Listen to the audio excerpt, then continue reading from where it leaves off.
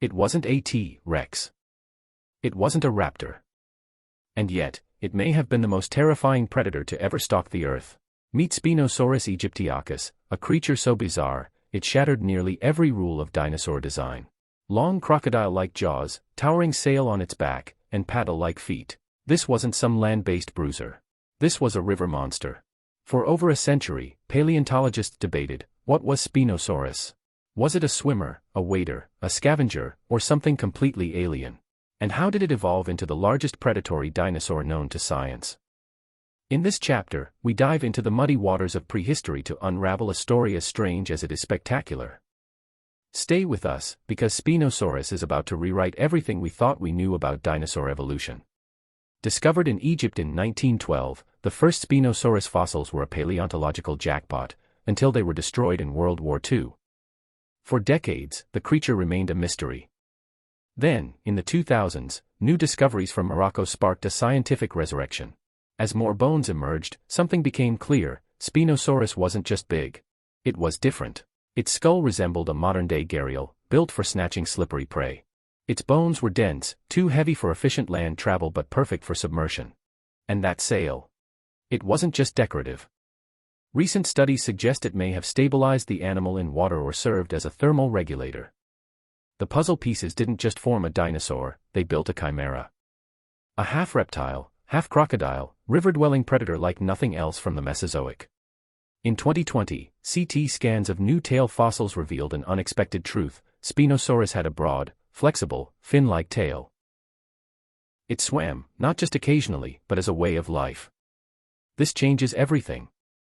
Paleontologists now believe Spinosaurus was the first fully aquatic dinosaur. Its limbs were poorly suited for walking, but underwater, it thrived, propelled by a muscular tail through North African river systems teeming with coelacanth and giant sawfish. This wasn't a failed land predator, it was an aquatic apex hunter. And that makes Spinosaurus a milestone in evolution, the first dinosaur to truly leave the land behind and master the water. Spinosaurus carved out a niche that defied expectation.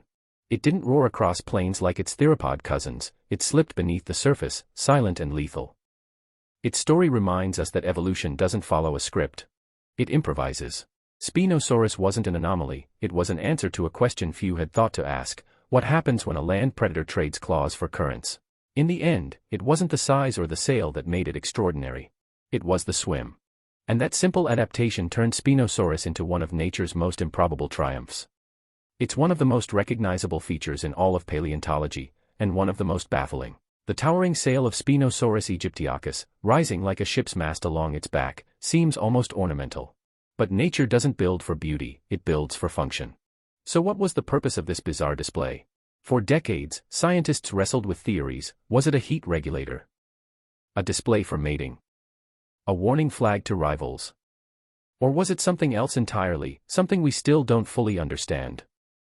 Join us as we unravel the mystery behind one of evolution's strangest architectural choices, and discover how the sail of Spinosaurus may tell us more about prehistoric behavior than bones ever could. The structure itself was unusual. The neural spines that formed the sail were long, flat, and thin, almost like blades. These bones extended from the vertebrae, some over 5 feet tall, and spaced apart in a way that puzzled even seasoned paleontologists. One early idea was thermoregulation: the sail could have acted like a radiator, absorbing or shedding heat depending on the sun's angle.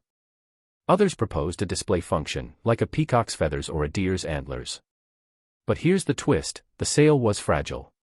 Too delicate for combat or crashing through water. So why would evolution favor such an exposed feature? The answer may lie not in the sail's shape, but in the way it was seen. New models suggest that Spinosaurus's sail wasn't just visual, it was dynamic.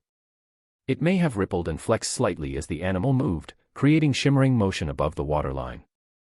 In the murky river systems of Cretaceous Africa, that could have made all the difference. To potential mates, it was a signal: strength, vitality, size. To prey, it was camouflage. Blending with reeds and river currents. In fact, some experts now believe the sail may have helped Spinosaurus look larger and more distorted to rivals and competitors, much like frilled lizards or cuttlefish do today. It wasn't armor. It was theater. And that evolutionary theater may have shaped the Spinosaurus's entire hunting and mating strategy.